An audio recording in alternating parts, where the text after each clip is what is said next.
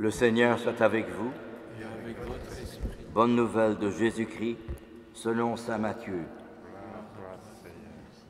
En ce temps-là, Jésus commença à montrer à ses disciples qu'il lui fallait partir pour Jérusalem, souffrir beaucoup de la part des anciens et des grands prêtres et des scribes, être tué et le troisième jour ressuscité.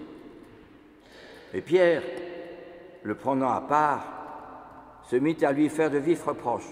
« Dieu t'en garde, Seigneur, cela ne t'arrivera pas. » Mais Jésus, se retournant, dit à Pierre, « Passe derrière moi, Satan. Tu es pour moi une occasion de chute.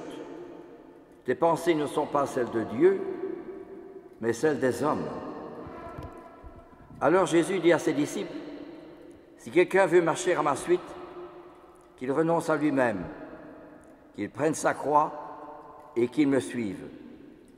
Car celui qui veut sauver sa vie la perdra, mais qui perd sa vie à cause de moi la trouvera. Quel avantage en effet un homme aura-t-il à gagner le monde entier si c'est au prix de sa vie? Et que pourra-t-il donner en échange de sa vie? Car le Fils de l'homme va venir avec les anges dans la gloire de son Père, alors il rendra à chacun selon sa conduite. Acclamons la parole de Dieu.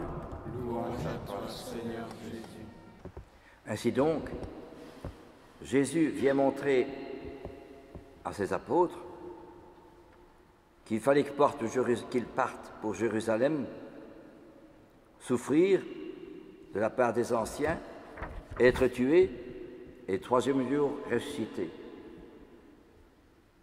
Alors Pierre, qui était étonné de cette parole de Jésus, il dit, c'est pas possible. Toi, Jésus, tu as fait le miracle des poissons. J'ai travaillé toute une nuit sans prendre un seul poisson. Et tu m'as dit, dukinaltum, c'est-à-dire va en eau profonde et jette tes filets. Et j'ai ramassé une si grande quantité de poissons que j'ai fait signe à mes compagnons de m'aider, à tel point que les filets risquaient de se déchirer, tellement il y avait des poissons. Alors Pierre dit à Jésus, mais ça ne peut pas t'arriver de finir ta vie comme ça, d'être rejeté, méprisé et d'être tué. C'est pas possible. Tu as fait tellement de miracles. Guérir des lépreux, des aveugles, des boiteux, des sourds, des muets, c'est pas possible. Pierre ne comprend pas. Mais Jésus lui dit, passe derrière moi, Satan. Tu es pour moi une occasion de chute. Tes pensées ne sont pas celles de Dieu, mais celles des hommes. Pierre ne comprend pas. Est-ce que nous comprenons pourquoi Jésus a tant souffert? Est-ce que nous lisons de temps en temps la passion du Christ? L'agonie, la flagellation, le couronnement d'épines, le portement de la croix. C'est quand même fort quand même que Jésus en arrive là, à terminer sa vie de cette façon-là. C'est pas possible.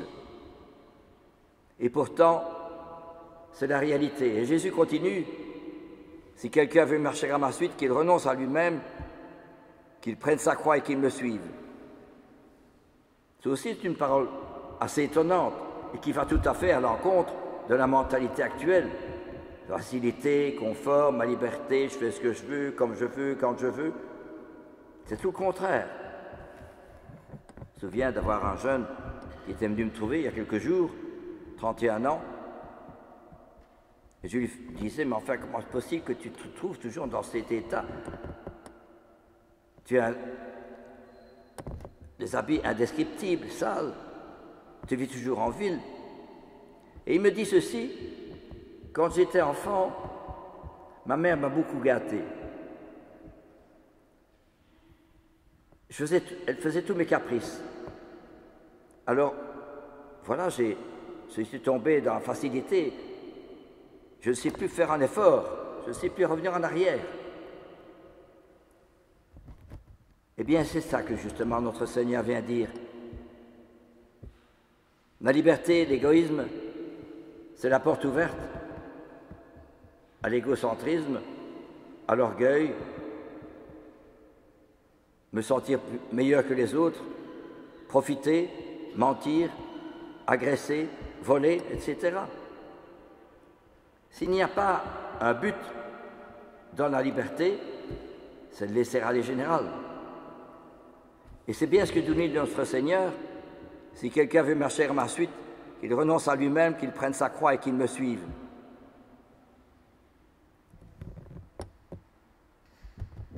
C'est une pièce qui est passée ici à Liège, je crois que c'était à l'Opéra, le dialogue des Carmélites, il y a 2 mois. Un jeune m'a raconté qu'il avait été, il jouait dans la pièce. Et il m'a dit, j'en étais vraiment émerveillé. Et effectivement, il y a un film tiré du livre de Bernanos, le dialogue des Carmélites. Et dans le film, ces moniales sont toujours dérangés par le commissaire de police qui vient les trouver en disant ceci, etc., etc. S'opposer à elles, sans aucun respect de leur religion et de leur engagement. Et alors on voit à la fin, elles font le vœu du martyre, alors qu'elles auraient pu renoncer. Je ne veux pas mourir martyr, ben, j'irai en vêtements civils, j'irai dans le monde, vivre comme je pourrais. Non, elles font le vœu du martyr. Et on voit dans le film, lorsqu'elles sont condamnées par le tribunal en 1789, lors de la Révolution française, toutes ces religieuses qui passent et elles sont condamnées. Alors elles montent dans une charrette où on mettait les bœufs et la charrette est conduite à la place centrale de Compiègne. Et alors, toutes ces sœurs chantent le Veni Creator, Veni Creator Spiritus, le chant de l'Esprit Saint. Il faut le faire, hein, alors qu'elles savent qu'elles vont mourir. Décapitées, la guillotine. Et alors chacune des sœurs, vous voyez dans le film, vient se mettre à genoux devant la prieure pour recevoir sa bénédiction. Et elle monte à l'échafaud, chacune. Et finalement, c'est la prière qui monte à l'échafaud, tout en chantant le Veni Creator. Tous les gens qui étaient là étaient étonnés. Un grand silence. Se demandaient comment est-ce possible. Eh bien, voyez-vous, ce film montre bien cette parole de Jésus, celui qui veut sauver sa vie la perdra, mais qui perd sa vie à cause de moi la trouvera. Elle, justement, montre la réalité de l'autre monde pour lequel elles vivent, qui est le monde de Dieu, le monde de la très sainte Vierge Marie, le monde de Jésus, le monde des saints. Et alors, elles sont justement habitées par le bon Dieu, par l'Esprit Saint. Elles veulent vivre Jésus, comme Jésus, elles veulent donner leur vie comme Jésus. C'est tout le contraire dans la mentalité d'aujourd'hui. Nous ne comprenons pas cela, ce n'est pas possible. Et cependant, c'est comme cela, cependant. Et la petite Thérèse, qui était atteinte de tuberculose, n'avait plus que quelques mois à vivre. Elle aurait pu se scandaliser en disant « Seigneur, tu me laisses tomber, j'ai 24 ans, je vais mourir. Je n'ai fait que 9 ans de vie religieuse, je suis entré à 15 ans. » C'est pas possible. Elle avait toutes les raisons de se décourager et de se révolter. Et elle dit quelques mois avant de mourir, ici-bas, je ne puis concevoir une plus grande immensité d'amour que celui qui vous a plu de me prodiguer sans aucun mérite de ma part. Alors qu'elle est atteinte de tuberculose, qu'elle crache le sang, elle dit cela.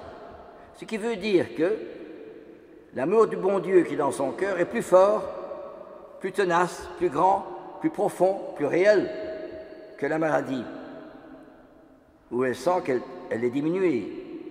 Il y a un conflit, si vous voulez, entre l'âme et le corps. Elle est immergée dans un amour qui la prend totalement. Voyez-vous?